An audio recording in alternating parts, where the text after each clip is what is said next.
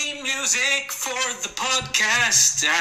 We don't actually have any theme music, so someone will probably make one up for us. I don't want to name any. Rachel. I hope it's Rachel that does that for the podcast. Yay! Welcome back to the Tiny Room. We took a week off, but now we're back. Yes. We're back, we're refreshed. We spad. We... Not together. Not together. Don't say it so loud. We didn't go on a couple's retreat. It's fine if you don't want to tell people, just don't make a big deal. I am... Michael. Yeah, we're back in the Tiny Room for Michael and Benjamin's podcast. I am your usual co-host, Michael, with my very un-Harvey Weinstein-like co-host, Ben. He's never been accused of having any Weinstein-y tendencies. See, that sounds like you're being slightly tongue-in-cheek, but I would like to clarify that I have never... ever been accused. No, never. Not that I. Although... oh, here we go. Like, Weinstein got away with it for 30 odd years. Yeah, there's a real kick up the ass coming for you in 30 years. Someone's going to drop by your house in the middle of a podcast and be like, what do you think of the current allegations made against Benstein? Yeah, Harvey Benstein. Harvey Benstein. Oh, God. Yeah, look, he seems like a real bad egg, doesn't he? He does, doesn't he? It's just getting worse. Yeah. And I love it because everyone's waiting for what Quentin Tarantino's going to say about it. Oh, really? Well, they kind of launched up... Well, Pulp Fiction was all... Was that the Miramax. Weinsteins? That was Weinstein. And Ben Affleck. And Ben Affleck. They're buddies and Matt too. Damon. Yeah. They have been covering it up, apparently. They're getting a little bit of sizzling. Apparently there's been a cover-up. Oh, a conspiracy. Yeah, with Matt Damon and Ben Affleck. Oh, actors. Can't trust them. And well, as long as it's women getting non-consensually abused, who cares, right? Yeah, good. Said good. Ben Affleck and Matt Damon. Yeah, or you when I edit this. Slightly. I did not say that. Yeah, you did. Anyway, yeah. Good old political shit throwing starts as a podcast. Probably enough of that. So does that mean is Harvey Weinstein the new enemy of the podcast? Has he replaced Ike Perlmutter? I think we can just add him to the growing list. Yeah. We have more rogues than Batman at this point, I think. Perlmutter, Jeff Loeb, Weinstein. Yeah, I think that's all I can think of. It is becoming a little bit like a hate crime though, because they're all Jewish. Are they? Yeah. So we should probably... We better hate people from other races. Yeah. You know who I hate? Fucking Colin Farrell. God, what a dick. Yeah, even though he's definitely one of us. Gareth Ennis is in the league of people. No. He's from the north. No. Miller's in the league, so yeah. it's 3 Jews and a Scot. Oh, Jesus. Oh, God. There's going to be some heavy editing on this one. Anyway, Ben, we've had a tweet. Well, it wasn't a tweet, it was an Insta. It was an Insta. Yeah, we've had an Insta. We've had an Insta. What are they called? DM? DM. We've been DM'd. A direct message. Yeah, we've been DM'd right up in our inbox. Be careful how you say that. By Dean Kelly. And Dean Kelly has said... Full names. That's his Insta name. Sorry, Dean. So Dean has said, hey guys, what did you guys think of the recasting of Wesley Snipes in the story about his famous character trying to track down his favourite pair of athletic shoes? I don't think I've... Have you not got that? Is that too obtuse? You see, what I think this is an attempt at humour.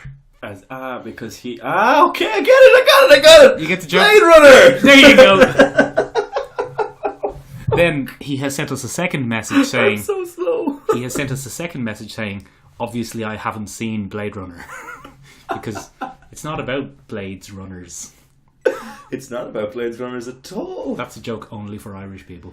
It was well played. Well worth it. Well played. I commend you. I'd clap, but it wreaks havoc with the sound. Yeah, it does. We have the eternal question of this podcast. Have you actually seen, before we talk about a film, have you actually seen it? Nick. Yeah. Just you're sitting down, aren't you? Yeah. Good. Now hold on to the table. Right. Just firm grip. It's not the table, it's the Savage Land. Doesn't matter. Hold on to the Savage Land. Yeah. I've seen it. Yay! I've actually seen it. I went to see it in the cinema. Yes, without me. And I thought, well, you went to see it without me first, so let's not play the without me game. Because, listen, buddy, somebody A2. That was very childish. Yeah, well, it's going to be one of those podcasts. Talk about the film. It was, well, for me, in my opinion, I thought it was absolutely brilliant. Really? I thought it was one of the better sci-fi things that I've seen in the last at least 5 years. Oh. I know that's a very strong statement, but I'm quite a fan of Denis. Now I'm going to get that wrong. It's Denis Villeneuve. But everybody says Denis. It's Dennis. Look, we're speaking English. Dennis I think it's Villeneuve. Dennis V. DV. DV. Not DM. DV. I quite like his films. I felt He's good at directing, isn't he? Yes, he's awfully good at it. I remember seeing Sicario when it came out, and I thought it was absolutely epic. So naturally I was quite excited to hear he was Epic, doing but it. also intimate. Incredibly so, like much of his work apparently, because Blade Runner follows much the same lot of vulnerability floating around Blade Runner this time around, a lot of emotions, existential angst, crying, a lot of crying, a lot of teary-eyed monologues. Yeah. No, well, not monologues necessarily, but teary-eyed lines. Are there monologues?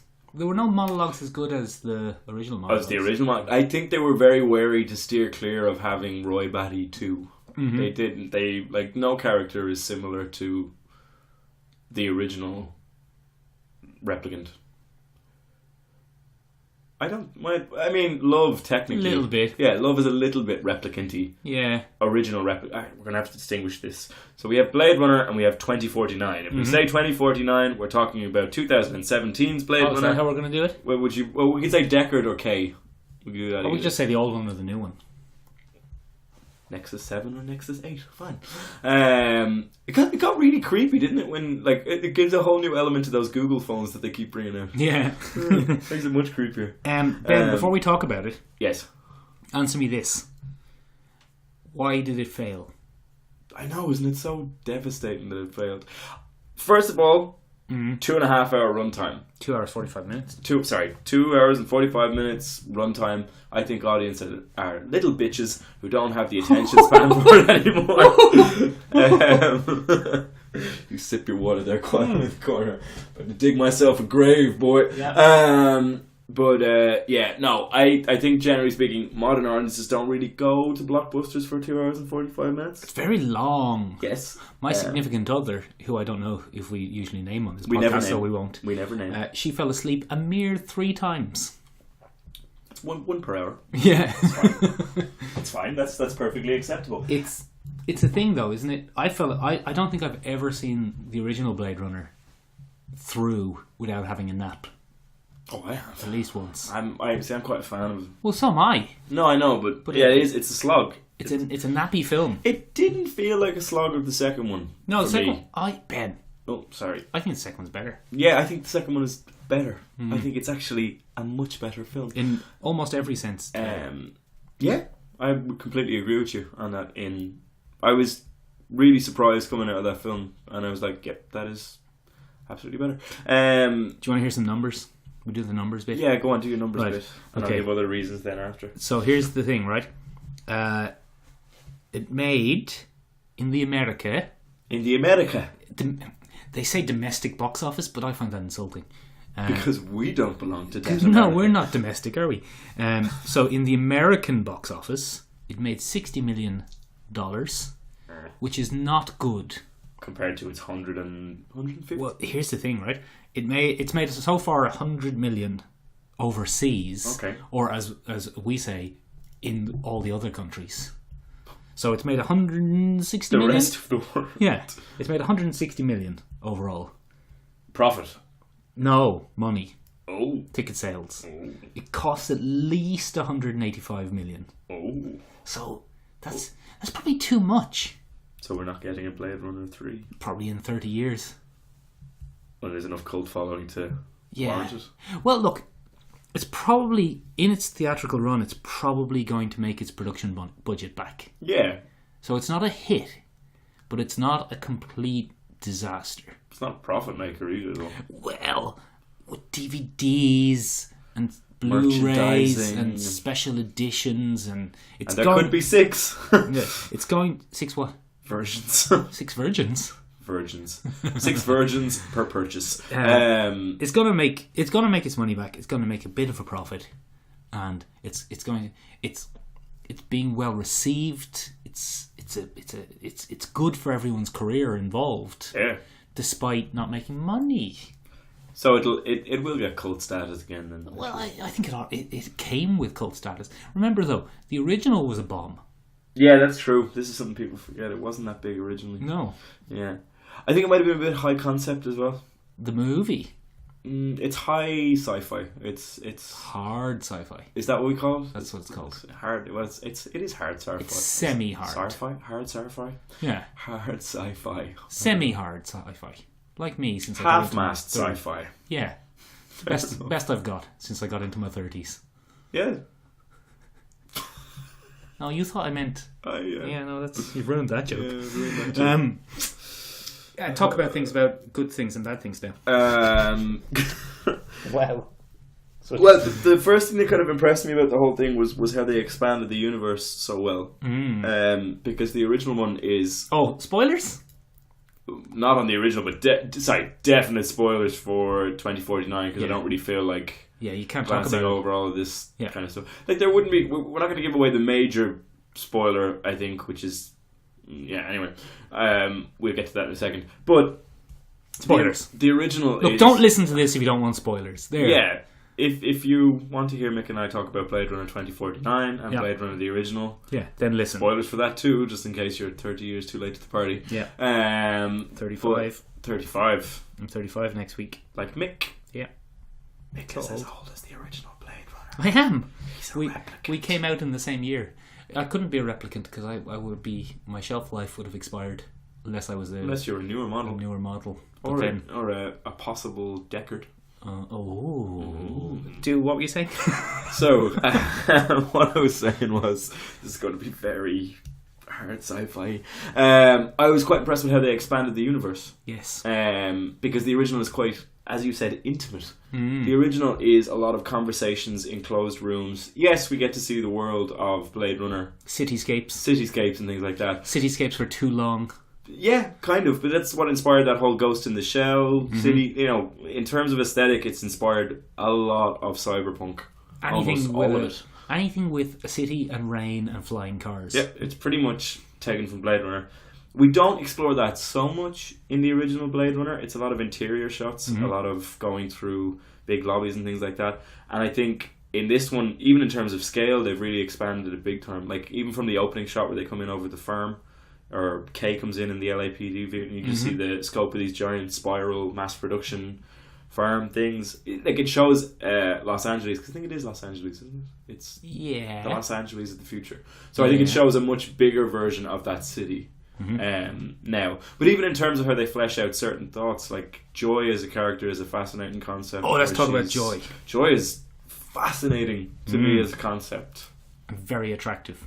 She's an awfully attractive young lady and very good friends with Keanu Reeves. Really? Yes. The actress? He is responsible for getting her a part in a movie that he did with her after that, which helped to keep her afloat. They did a low budget indie horror. Knock Knock. Knock Knock. That's crap. Yeah, but he enjoyed working with... that's not what he got her the role in. Oh, no? He got her a role in something after that, that he was helping to produce. And it helped to solidify her. What was it? I can't remember what it's called, but it helped bring her to the attention of Harvey Weinstein. Dennis, stop that. Dennis. You see, but that's the thing. Like, we don't know who's safe. We don't know who's been harassed. I know. Just assume everybody. Everybody's been harassed. But yes, Joy and the actress that plays her, I thought it was a really interesting concept. She was also... Because, the thing that I focused most on was the isolation that every single character in that movie seems to feel in a really horrific way, without realising it. Humans and replicants are isolated in their own different ways, in their own little boxes and stuff like that, and it's really interesting. But the fact that there's such a market for her is kind of fascinating. It's a bit like Her too, with bonus features. Oh, Spike the Jones. And I did find myself thinking in the middle of it, being like, this is Lars and the Real Girl too. Yeah, there's a bit of There's Lars and a the Real serious Girl. element to that going. There's a bit of her. Yeah. And her has a surrogate sex scene. Yeah, exactly. And then there was, but it's, a lot of that, but it was a really interesting concept that people are that lonely in the future that it's perfectly okay to buy that. But it was also... Sex robot. She's not that's the thing. Her relationship with Kay is not as sexual as you think. She can't do a sex on Yeah, no, but she makes it far more sexual than I think he felt it necessary to be. I think she fulfills a very different function for Kay in that it's companionship. Mm-hmm. But then you're getting into because she's there to fulfill whatever he wants, it's very hard to pin that down. Mm. So maybe he did want to have a sex with her. Do a sex. Do a sex with her, sorry. On her. Call it Kay. Maybe he did, perchance, want to do a sex upon her. Ugh. And maybe she read that, and you see, it's not clearly defined how she reads what people want. Right. Is it biochemistry? Does she analyze voice patterns? Does she read thoughts? Does she read brainwave patterns? I don't know. And here's the thing, right? Here's two things. Here's the positive thing and the negative thing. Negative thing, she was kind of a sex robot. Yes. And kind of an exposition robot. Oh, she's an absolute exposition robot. Because the whole thing where she gets the thing, it basically just gave him someone to explain what they were doing to. That's true. I never looked at it that way. She kind of followed around going, why are we doing this now? And he was like, we're doing this to find the people. Except more lovingly. Yeah, obviously. Yeah, because... yeah, but... Hold on, I'm in the middle of something. Sorry. Shut up for a second. Sorry. I said a good thing and a bad thing. So the bad thing was sex robot and exposition bot. Good thing, right? Everyone in the film sees her as like a product, right? Yes. And there's the whole thing of her emotions are obviously fake. Yes. That's what people thought about replicants. Oh. And now replicants have been kind of recognised as almost sentient. Oh. So why she's, let's say in the future of this world, in 30 years, let's say replicants have been granted rights, it's going to happen again. That's interesting. Because the hollow people are going to be like, we want rights as well, you fucking dickheads. Stop making us wear sexy costumes and just let us do hollow people stuff. It's kind of interesting. I don't know, there's like a very clear distinction between... Well, they make that distinction in the film. He says, is this... You know when she's looking over his shoulder and she says, is this you? You know when he's looking at all the codes manually? He's looking at the configurations. He says, I'm ones and zeros. Yeah. You're 3 letters. 4 letters. Is it 4? Sorry, 4 letters. But that's the combination of DNA. Yeah. Is it DNA? Shit. God, I'm a terrible human being. Maybe you're a replicant. Oh, that would be so cool. That'd be deadly. But they also have no superiority over human beings. Hollow people... No, replicants are physically superior to humans outside of lifespan. And outside of maybe Deckard, if Deckard is a replicant, he seems to be a replicant. He seems to be a regular replicant. Yeah, who was made to have human frailty. But is Kay not a good example? Well, Kay is definitely stronger than normal people. Yes, but he's also... Is he not open-ended lifespan? Yeah, he is, yeah. He is. They seem to have done away with that. They seem to have done away with that whole concept. He's also very compliant, though. He is. He never strays from his baseline. Yeah. I like the way they replaced the void comp test with that weird box that he has to sit in, the room that he has to sit in. Is interesting, and he doesn't. Interesting. You're going to do a void comp test. Void comp test in the middle. But it was quite. It was funny. I couldn't help but think of the first one. You know where your man murders the Blade Runner at the start. The opening scene. The opening scene. But I'd like to think that's in response to that original murder. It was like, oh, we're not putting the interrogator in the room with them anymore. Yeah. That makes sense. It was, it's a very grand thought, but I was quite enjoyed it. But yeah, I just found it to be like lots of that world get fleshed out a lot more. You see a lot more racism because you can recognize replicants more easily now with the registration system. And skin job! Things like, skin job just gets thrown around a lot. But you also see how casual humans are in treating them as second-class citizens. There's no empathy. Like the guy, is it Coco? Is that his name? The guy who works in the lab at the police station? Yes. Love gives him an O. Yeah. He is in everything now. He is, yeah, he pops up everywhere. He's in Ant-Man. Yeah, he pops up everywhere. Yeah. Maybe he has some sort of special deal with Harvey Weinstein. Oh, God. If you or anyone you know have been affected by the actions of Harvey Weinstein, don't contact us. Don't contact us. There are several helplines that are much better at this than we are. The police. Anybody except for us. No. Yeah, he casually refers to them as skin jobs as well when Kay is standing behind him. Yeah, and he's like, oh, sorry. Oh, sorry. But it's just so casual. Did you get the impression that the Chief Inspector Robin Wright Penn, or Robin Wright, Robin Wright now, because she's divorced. From who? Who was it? Sean? Was it Sean? Must have been, wasn't it? Was it? Who cares?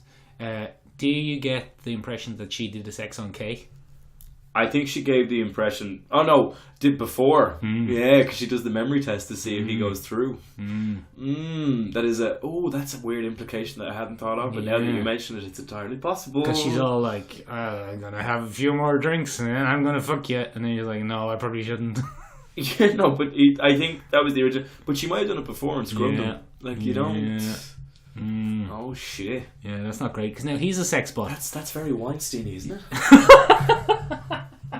Stop joking about it. Robin Wright Weinstein. It's a fucking serious issue. Harvey Wright. It's yeah, but she might have. She might have done a sex. Madam Weinstein. Because she heavily implies it now that you mention it. Oh, that takes on a much darker tone. Oh. And she does say it's like a game. It's hard to think of you as just a machine sometimes. It's creepy. And she calls him my K, doesn't she? Yeah. She says my little K against the... Oh no, she says poor little K against fighting for what's his. But I was like, oh, that's weird. That's creepy. Yeah. But they really are second class citizens in that thing. And I they really expanded even more. You have even more empathy for Replicants. Dave Bautista, can we always take a moment to be like, I'm so happy that guy's back. Yeah. I always remember that story about what he says when he got Guardians, where he was just like, I was literally at the edge of my career, like trying to figure out how I was going to pay bills. Yeah, being shit at MMA. Yeah, and he was like, then I got the phone call and I was like, I felt really good for him. But they're really good in that. Did you watch the 3? No, I only heard about them the other day. Oh, they're fantastic. Are they? Yeah, they're great. He has a whole one to himself. Does he? Is he in it or is it animated like No, Matrix? One of them is animated and the other 2 are shot by Luke Besson. No, he has no money left. Luke Scott, I think. Yeah, Luke Skywalker. Yes, Mark Hamill amazing. is directing. But one of them is the meeting. Do you want to know? Or go on. No, go on. They're quite interesting and they're quite useful for the backstory because they keep referring to the blackout in 2021? 2021. It's either 2020 or 2021. It's one of those. Anyway, the anime is the actual blackout caused by replicants. As it turns out, it was an active revolution, similar to what Roy and the gang were out to do. And the second one is you're introduced to Sapper Morton, a little bit of his life before he became a farmer. Great name. Great name. It's very in line with the noir theme. Sapper is a famous detective from English literature. Really? Yeah. And he... Are you thinking of Hercule Poirot? No. Because they're spelled and pronounced differently. He's well recognised as a Yes, they are, Michael. Yeah. He's well recognised as a prototype for hard-boiled detective fiction in America. Sapper... Morton. I can't remember what it is. It's not Sapper Morton, but it is Sapper something. And it's quite interesting. But it gives you a little background in. And then the other one is the meeting between Wallace and the people who are in charge of the Prohibition. Oh, God, who cares? And it stars Benedict Wong. Benedict Wong? Marvel's Wong. Oh, wow.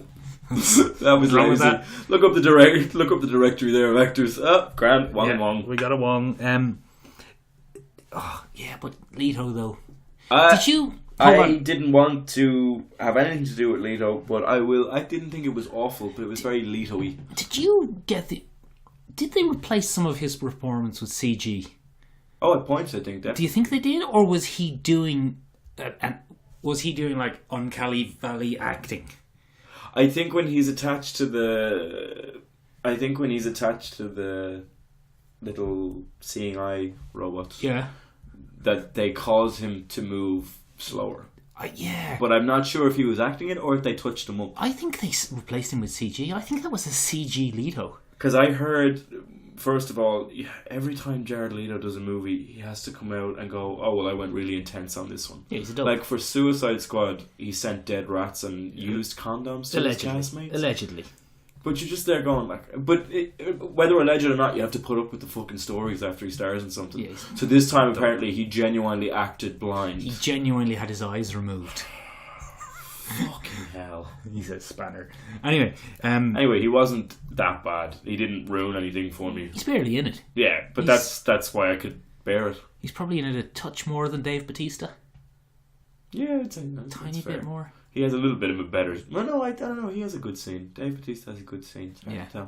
But anyway, just that whole expanded world, the sociology, the hierarchy, everything. I just thought was better. You get to see the sea.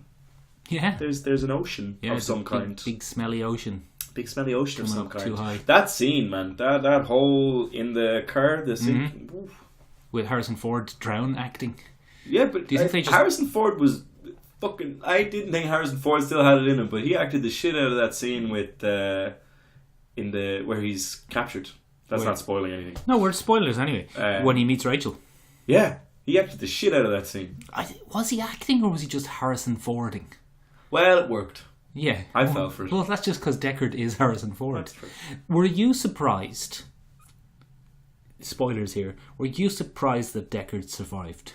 I was shocked that Deckard... I was like, oh, this is it. It's coming. The big sacrifice. Nope. Because I had a theory that Harrison Ford was doing a farewell tour. Yeah, you were going to terms with his own mortality, I believe. Did we talk about that? You brought it up. Did we talk about that in the podcast or in real life? Real life. Ah, shit. So my theory was Harrison Ford is coming to terms with his own mortality by killing off his famous characters. Yeah. So we had Harrison Ford, obviously spoilers, Force Awakens. And I was sure Deckard was going to die in this. And then I was sure he only agreed to the next Indiana Jones to kill off Indiana Jones. And then I thought he was going to do an Air Force 2 where President Jack Ryan dies. Except he's now former President Jack Ryan. And he doesn't actually get to travel on that plane anymore. Yeah, he's the pilot or something, whatever. Oh, wow. And then he would die.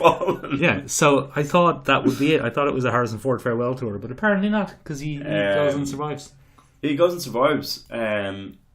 Really interesting. I really enjoyed that film. I thought it was easily one of the best sci-fi films I've seen in the last while. Best modern sci-fi film I've seen in a while. Did you feel... This is the big question that it leaves. Do you think that Ryan Gosling's character was or wasn't a replicant? Is that ever in doubt? No, I'm doing it kind of a bit. Oh, sorry. No. What a fool! He is a replicant, Ben. There's no doubt. What do you think about Deckard's replicant status? No, see, this is the thing. This has been brought up again, but this was put to bed. It wasn't. By Ridley Scott, yes it was. No, that doesn't count. Asking the director what his intent was... We're doing Death of the Author, are we? Okay. It doesn't matter what he thinks. Because it's not on screen. I quite enjoy that question is still going. Yeah. And I think it adds an extra layer. That fucking question that Wallace asks him, where it's like, did you not think you were built to fall in love with her? Yeah, what a dickhead. That's fucking dark, man. That question, I was like, oh. Yeah, he's a real... And... that I think is where he reacts the best, where he has to go through that. And I don't think that's Harrison Ford. I think that's acting. It is. It's not. It's Harrison Ford. They actually just said, Harrison, what do you want for lunch? And he went, and they filmed that, and then they just spliced it in later with CG. Because he's fucking senile. He's 75 years old or something. Still throws a punch like a champ, though. Yeah, but I don't know. I just think thematically, everything was in the right beat. It wasn't a perfect film by any stretch of the imagination, as there are so few perfect films, if there has ever been a perfect film. But I thought it was a pretty good sci-fi film, and I thoroughly enjoyed it and really loved it. I've invented a new rating system for films. Oh, excellent. We rate it because our last one wasn't great. So our new one, there are 3 possible ratings. Okay. The ratings are, yeah, it's a good film, go see it. That's for good films. For films where we're not sure, it will be, look, you're an adult, decide for yourself. Fair enough. And then for bad films, it will be blasted with piss. So, which of those 3 do you think you would say about this one? Blasted? No, I'm kidding. It's definitely go see it. Good film, go see feel it. Good. Just make sure you've had a nap. Get can of Red Bull before you go in. Have a Coke. Have a Coke. Whichever your preferred type of Coke is. Get in there, see it. Not decaffeinated because you need the you need the caffeine. Yeah, you need the pep. Yeah. But yeah, real good. All right, real good. It's real good. I enjoyed it. Yeah, that was deadly. Going to do a video essay? Yes, I am. On your other channel. I will have the essay that I've written up on Medium, so we'll put a link to that down below I don't even know what that is. It's a very, very simple, long and short form blogging platform. Like WordPress. Much simpler. You literally copy and paste. Everything is the same. You get no theme control. It's just an account where you can publish easily editable and interactable digital stuff. This sounds like an ad. It's actually not. I'm just doing my best to explain what that is. But Medium, if you do want to sponsor the podcast, please do. Let's move on then. Fair enough. To what are we calling this segment again? Premium news. Premium news. Because we took 2 weeks off, and there's lots of premium news now. Primo news. I couldn't resist it. I'm not letting it go. I like primo news. Well, in these uncertain times of fake news and false accounts of things, we really need something wholesome to come back to, Michael. Some premium news. Some premium news. Actually, we're going to start with our new popular segment. Mick keeps Ben up to date with the Inhumans. Don't want this segment. Don't want it. It's everyone's. I'll be on record that I tune in every week not to deal with this. It's everyone's least favourite segment. Up to date with the Inhumans. Right, so can I make a prediction? Go on. Is it shit? It's fucking. Remember the rating system? This was specifically designed so I could say we need to blast this TV show with piss, preferably concentrated acidic piss. Heavy duty piss. Oh, it's just shit. It's just awful. Anyway, we're gonna handle it with a bit, one of our famous bits, and the bit is going to be that I'm going to tell you what's happening in Inhumans, and one of the plot threads is I've made it up. It's an absurdity that I've invented. Okay. And then you have to figure out. You have to figure out which is the absurdity that I've invented. Yes. Okay. So, you remember where we left off? Everyone was on Earth, kind of dispersed, and trying to reunite. Yes, the immortal villainess had just come back. Yeah, the Auron has come back. So. Oh, is that her name? Yeah. So first we'll take a look at Black Bolt and Medusa. And you have to tell me if this is real or not. Okay. So, Black Bolt and Medusa. Black Bolt gets arrested. Yes. He goes to prison. Mm-hmm. And in prison, he befriends a trio of big, fat Hawaiian guys. One of whom turns out to be an Inhuman. What? And, yeah, he turns out to be an Inhuman. And the Inhuman has actually been asked to help rescue Black Bolt from prison. So they start to fight. The 2 other big fat Hawaiian guys start to fight in the prison yard, and Black Bolt and this new Inhuman literally run away from the prison. They reach a very kind of simple steel gate, which I reckon I could kick down. Okay. And the guy melts it with his hands, and they escape on a helicopter. What? Yeah. So Black Bolt can't escape the prison himself. Oh, for the love of Christ. He gets help from big fat Hawaiian guys. Except that he can vaporize things with a whisper. And, like, real Black Bolt is one of the most powerful characters. He should be able to just walk through a wall. Doesn't make for good television, Michael. It does. It does. It doesn't make for good, efficient budget use is what's going on. Anyway, Medusa, meanwhile, shaved head. I just don't care. This is so hard. She has teamed up with Felicity Smoke from Arrow. What? Yeah. I don't Is know it what actual Felicity Smoke? No, it's a different actress and the character has a different we had a name. DC but they have the crossover. fucking same glasses, the same hair, everything. And they're tracking Black Bolt down. They find Black Bolt because Medusa picks up a newspaper, and on the newspaper the headline reads, "Man attacks cops." That doesn't sound real. Man attacks cops. No, I mean, you often. No, come on, that's very realistic. You often go into a shop and pick up a newspaper and it says, "Danger happens somewhere." You know, I was laughing about this, and then I was at a martial arts tournament yesterday. Right? This is true. This is not the absurdity. I was at a martial arts tournament yesterday, and it was in the community, in the sports hall in Dublin City University, and there was a newspaper clipping, a framed newspaper clipping, and this is what it said. This is not a joke. "Basketball is a popular sport in the Coolock area." Like, who wrote that headline? The same person who wrote the headline "Man attacks cops." Really after choking on my drink. We nailed that headline. Anyway, meanwhile, Karnak, who you remember suffered a head injury. Yes, poor Karnak. Karnak stumbles across a drug growing operation. I see. With 3 marijuana growers.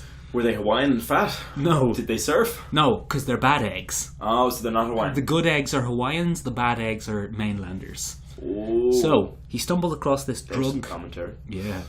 The whole show might as well say brought to you by the Hawaii Tourist Board. It's... Fair enough. All Hawaiians are great, all off-Hawaiians are real bad fuckers. Anyway, so he stumbles across this drug op, and he uses his kind of returning powers to become friends with the drug growers and help them to increase the efficiency of their drug growing operation. Oh dear. So the female drug grower falls in love with him. What? And they go skinny dipping in the ocean while 90s pop music plays louder than the dialogue. Meanwhile, Crystal There's more. Crystal manages to escape with Lockjaw. Okay. They teleport down to Hawaii, but they teleport down during the night into the middle of a dirt track. And Lockjaw is hit by Dave, who's a Hawaiian kind of surfer guy riding his ATV. And Lockjaw is injured by Dave. So Crystal tells him, "I'm the princess! You must help my dog!" So Dave runs off into the jungle. Then the next morning... What? The next morning, we're at Dave's house. Crystal is wearing Dave's clothes. And Dave's ex-girlfriend, who's a vet, shows up to help Lockjaw. Meanwhile, Maximus continues walking around the 3 corridors that make up the set. Making very good points, but then having to undermine himself so that we remember he's the bad guy. So, for example, he tells Crystal, "Look, Crystal, you are going to go out here and you're going to tell the population that you support me overthrowing the family and equality for all Inhumans." And then she says, "Okay, I'll do that then." And it's like, "Yeah, good." He's like, "If you do that, it'll be more bloodless and everything will be fine. And everyone, look, I just want fairness." It's a real good utilitarian move. And she says, "Okay, fair enough, I'll do that then, but only so that no one gets hurt." And he says, "Good, because otherwise I would have had to do something real bad to you." What the fuck do you say that for? Because they had to show he's the bad guy. Because he's the good guy. So he has to keep being hate evil. this fucking It's segment. fucking shit. It's a shit show blasted with piss. I fucking hate it. It's horrible. Can I guess which one is... It's the first ever Marvel thing that I have a feeling they're going to remove from canon. Yeah. I think Yeah. they're going to do a real Inhumans in 2 or 3 years, and the opening scene is going to be Black Bolt waking up and going, "Oh, it was..." Well, he won't say it was all a dream because then they'd all die. But Medusa will say, "Don't worry, husband, it was all a dream," and there'll be new actors and nothing will be shit anymore. Do you want to guess which one of those things I made up was the absurdity. I think you've lured me in with the ruse, and there is no made-up plotline. No! They're all real! I knew it. I fucking knew it. It's fucking shit. I knew it listening to it because I was like, that sounds like something they would do. I got such a keen sense of how fucking shticky and shit those people are from the first episode. I was listening to it and I was like, 90s pop music playing. I thought you had me there, and then I was like, no, so that's not. There's one new character who's kind of entertaining. He's called Mortis. What does Mortis do? Mortis has the typical kind of head is a dying star sort of superpower. He's a man in the iron mask sort of guy. Oh, okay. And when he opens the flap, superpowered lasers shoot out and destroy everything. And it's a good special effect and it's kind of cool. But he's real whiny. Oh, fuck. And he's like, that's his defining characteristic. He's a bit of a whiny dick. But it's so funny. They're traipsing through. Gorgon wears boots. He hasn't got his... Yeah, he's wearing normal human boots. We haven't seen his hooves in 3 episodes. Oh, the budget doesn't stretch that far. Huh? Or, like, it's too hard to walk through forests in shitty prosthetics. Anyway, the guy who's playing Mortis clearly can't see in the mask. And when they're walking through the jungle, he keeps falling over. And he keeps falling over. And I think they decided to integrate it into the plot. He keeps falling and saying, I hate this jungle. But he's falling for real. Like, the guy is definitely falling. It's so funny. But it's awful. It's awful. It's just awful. It sounds fucking terrible. Yeah, let's move on. Right. Any other stuff? I suppose we'll stick with Marvel stuff then. The Gifted, have you seen it? I haven't. I have. Really? Yeah. Well? Real good. No! Yeah. Really good. No! Really good. Why? Prove it.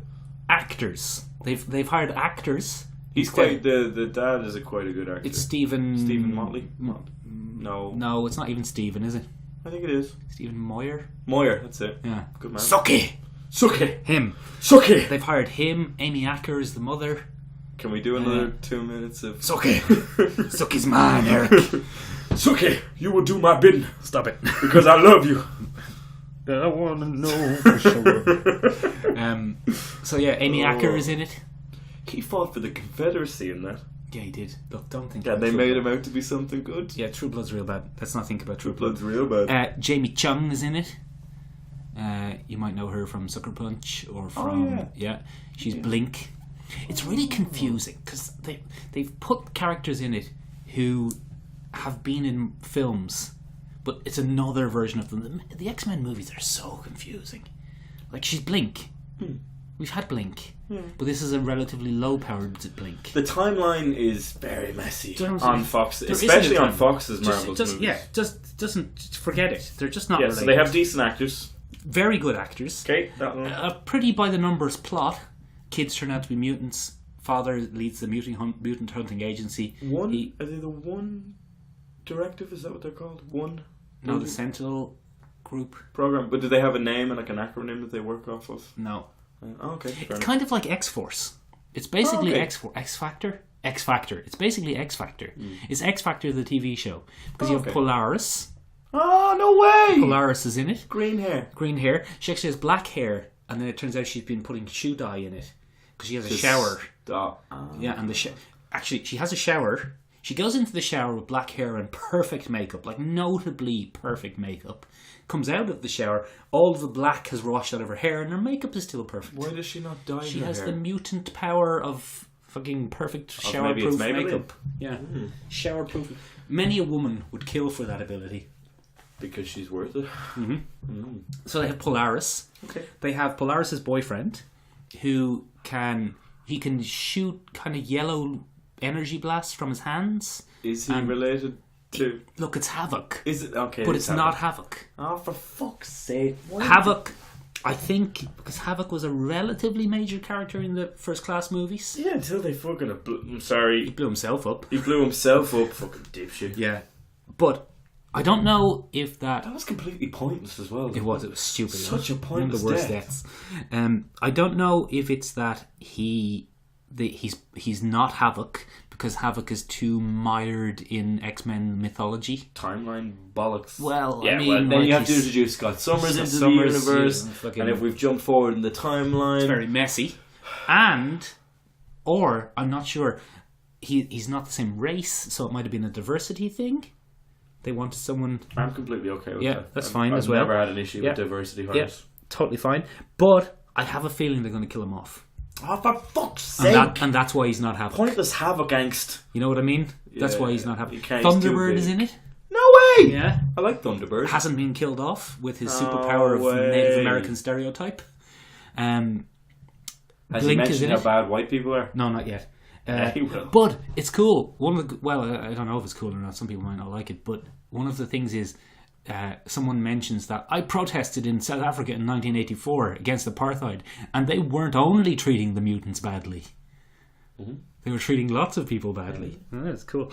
But look, it's good. It's well acted. It's just shot really nicely compared to the fucking fan film look of the Inhumans. It's shot really well. It's not uniquely stylized like Legion or anything like that. Is it FX? It's Fox, yeah. Yeah, it's FX. It's Fox. It's Legion. It's from the producers of Legion, basically. It's shot really well. Okay. The special effects are great. There's a great scene where, for some reason, half a truck gets teleported somewhere. Excellent. It's tense. It's exciting. It has characters. The background characters are all different colours and shapes and sizes of mutants. Oh. Which is exactly one of the things that's wrong with Inhumans. And they are actually varied. Yeah, there's green ones and there's red ones and there's one with spiky faces and there's ones who look kind of like lions. That's cool. Yeah, which is exactly what Inhumans should look like. FX has a better budget, I think. Clearly. I mean, it's leagues above Inhumans in terms of So I have to go watch this now. It's well worth watching. In the three things, well worth watching. Look, you're an adult, decide for yourself, and blast it with piss. It's well worth watching. Ah, shit. What have you seen? I'm glad you brought up Legion. What would you say the variety of genres stuffed into Legion are? Pick the main one. You and genres. I like genre hybrids. You know I'm a fan. Yeah, I know. Superheroes. Yeah.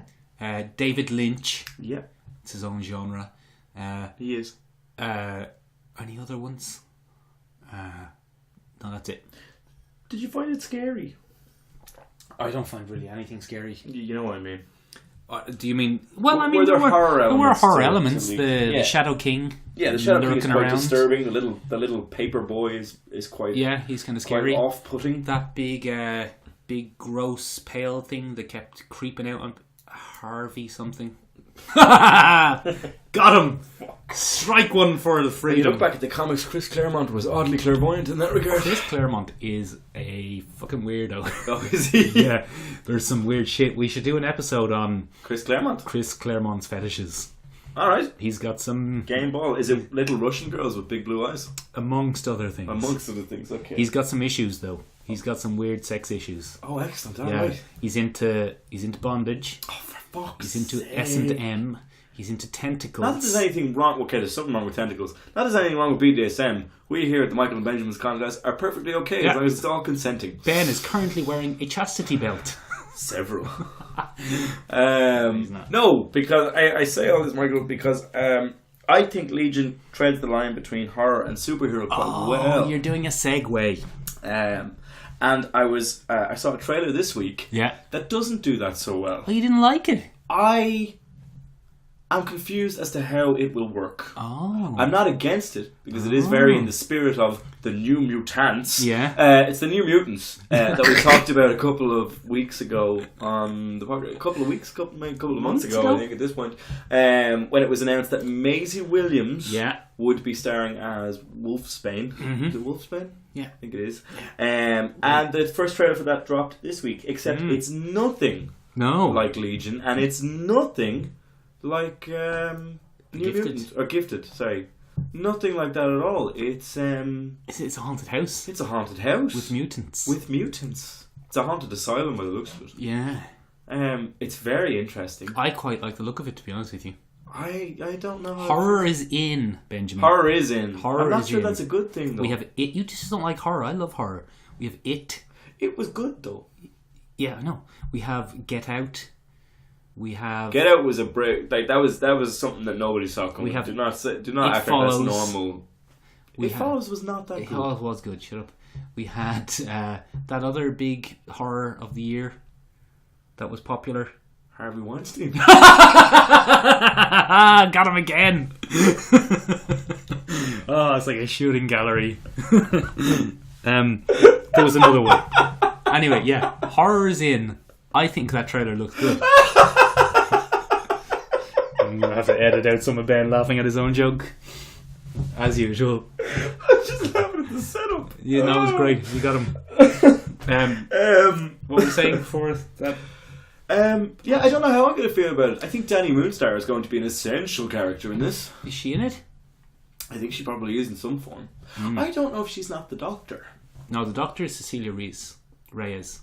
Who is? You gotta help me out. She's a mutant liaison for the government. Oh, okay. Who's also a mutant, I think. Sometimes it depends. Okay. I enjoy the little interview at the start with Maisie Williams. That wasn't Maisie Williams. Is it not Maisie Williams? No, Maisie Williams. They used. Did you watch this on your phone? Yes. I watched it on my phone and didn't recognise anyone, so I watched it on a big screen and it was much easier to see. Oh, is it? Okay, yeah. That's what happened to me. Yeah. I actually know. I put in my notes. There's very little Maisie Williams in the trailer. There's only 2 shots of her. One in a raggedy clothes and one in a screaming in a shower. So they're not leaning on Maisie Williams to sell this, which I think is interesting. There's a lot more Anya Taylor-Joy in the trailer than Maisie Williams. Who does she play? Sorry, yeah. She plays Magic. Magic. Oh, is Magic in? I didn't see much. Look at the fringe. Oh, yeah. You need to watch this on a big screen. I need to watch it on a big screen. Remember that great piece of art? I saw Diego Costa. Yeah, the Phil Noto. Yes, that great piece of art. Concept sketches. Not going to happen because they're not going to be putting on team uniforms. No, not at all. Movie. I think it's going to be. I think season 2 we might see some kind of team forming, but I think season 1. It's a movie. Oh, is it a movie? Yeah. Oh, wow. I got the wrong end of the stick. Completely. Wow. It's a movie, It's a movie. Yeah. That'll be really interesting. Well, then the second movie will, if it makes it past. Because, okay, now I get the horror choice. Okay, now it all fits. It's fine. Yeah. I'm okay with it now. I actually think it would have been fine as a TV show. But it's interesting. I get it now, though. All these mutants are coming out of the woodwork with The Gifted on, which is actually good, and New Mutants coming, and Deadpool coming, and hopefully not another X-Men film, but unfortunately there will be. There will be. They're back. We're heading for reboot Mutants territory. are back. That's why we have the mutants on the table with us today. Yes, the Sauvage Land. Yeah, we have Scott Summers and Jean Grey. 90s Scott Summers and Jean Grey, very importantly. 90s. Jean Grey is back. 90s Jean Grey has just been resurrected in the comics. That's the sound of who cares. Yeah, who gives a flying fuck. Yeah. Fair enough. See anything else? Help my memory. Orville. Oh, I love the Orville. It's great, isn't it? I think it's fantastic. Yeah, I think it's everything that show has been missing for quite a while. What show? Star Trek. Well, no, but if you put it, okay, so they both started up at the same time. Star Trek Discovery and the Orville. Yeah. And I watched Star Trek Discovery for the sake of watching it. Mm-hmm. My God, what a mess of a thing. It's fine. No, it's very, very bad, Michael. No, it's fine. The character motivations are shocking. Yeah, but she's a Vulcan. She's not a human. I don't give a fuck. She's very attractive. She's awfully attractive. She's very attractive. So 100 points in the column there for Star Trek Discovery. That's very attractive black woman. So that's points up there on the PC scale. We're going straight up to that. No, I didn't mean it like that. Stop bringing race into it. I didn't mean it like that. I'm racially focused. I see colour everywhere. She would have been a good choice for Gwen in a saga. She would have been a great choice. Oh, damn it! She would have been an amazing choice. Better than the choices that either of us actually made. Yes, absolutely. She would have been a great choice for Gwen. Yeah. Well, yeah. Sonequa Brown, is that her name? I couldn't tell you. Yeah. Tell us about Orville, though. Why but I think the Orville is a very, I find it very difficult that Star Trek is not suing the trousers amazing, isn't it? off the Orville. How are they getting away with it? The Orville is not really a parody. It's almost like Star Trek Light. It's not even light. But it's Patrick Stewart's Star Trek. Next Generation. Thank you. I don't watch Star Trek. But it's Next Generation 2. Oh, for sure. That's all it is. Yeah. It's amazing. But I think it's actually better because it's a little bit funny. A tiny bit funny. It's not that funny. It's not funny. Like, it's not funny. That's the thing. I think it's funny. I think Seth, MacFarlane probably sold it as, I want to do a comedy in space. Yeah. But it's not, he then just wrote his fan fiction for Star Trek. It's Star Trek. It's Star Trek episodes with the occasional joke. But it's traditional Star Trek. They've looked at Deep Space. No. Deep Space Nine is when Star Trek start getting serialized. What does that mean? Help me. The Next Generation was a plot of the week. Yeah, that's what I mean. With kind of ongoing threads. But Deep Space Nine was a serial. This is what I'm saying. So Deep Space Nine, J.J. Abrams, all of that is just erased. Yeah. And we're just keeping the plot of the week. It's Star Trek Next Generation. Yeah, it's great. It's great. It's really good. I really enjoy it. Yeah. Well, like, really, really well developed characters for so short into the run. Yeah. Did you notice the big change that they gave to one of the major characters? They sexied her up. Yeah. She's like... They gave her eyebrows. They gave her sexy eyebrows and lipstick. It's hard for neckbeards to touch themselves to that. Just leave neckbeards alone. No. I reckon she couldn't emote. They couldn't. They gave her too much of a brow piece, and she couldn't get any emotion going. And she has to be a vulnerable character because she's a young Starfleet. Yeah. No, sorry, it's not Starfleet. Not Starfleet, whatever it is. The Union. The Union. That's it. Yeah, the Union. She's a young Union. But like, they actually take on some pretty heavy topics, like that the whole transgender. Thing about the babies. Yeah, that was me. But that was real classic Star Trek. That episode. Absolutely. Wasn't it amazing that they didn't win? Yeah, they didn't win. Yeah. That's what I loved. I was like, no. Did you see the latest episode, The Krill, where they board the enemy ship? It's genuinely... The time travel one? No. With Charlize Theron. And Liam because Neeson. She's in Once Upon a Time. I know. In the West, and so is he. He has loads of big celeb friends. Yeah. They board an enemy ship. It's great. I won't spoil it because it was out this week. Real tense. Great ending. And borderline funny. Yeah, he kind of dances with it, and then he throws in a little bit of humour on the side sometimes, but mostly it's like... It's just Star Trek. The characters are so likeable, though. Except the pilot guy. I kind of like him. He's just not funny. He's not funny, but he's kind of likeable in a stupid kind of way. He's just a real dickhead. And the fucking Harvey Weinstein blob thing.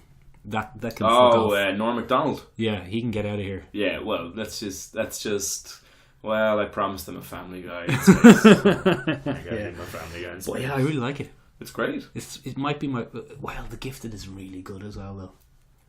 I think the Orville's just... Look, you're an adult. You can watch it yourself. Depends on your feelings. Yeah. It depends on how you feel about... I don't personally like Star Trek. The reason I watched this is because I was promised a piss take of Star Trek. I didn't get that.